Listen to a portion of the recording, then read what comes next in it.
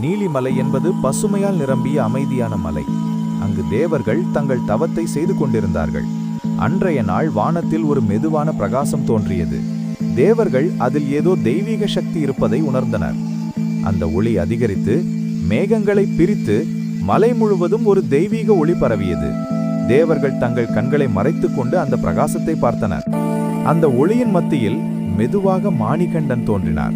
தங்க ஒளியில் குளித்திருந்த ஐயப்பன் அமைதியான சிரிப்புடன் மலைக்குள் நுழைந்தார். தேவர்கள் ஒருவரை ஒருவர் பார்த்து கொண்டனர்.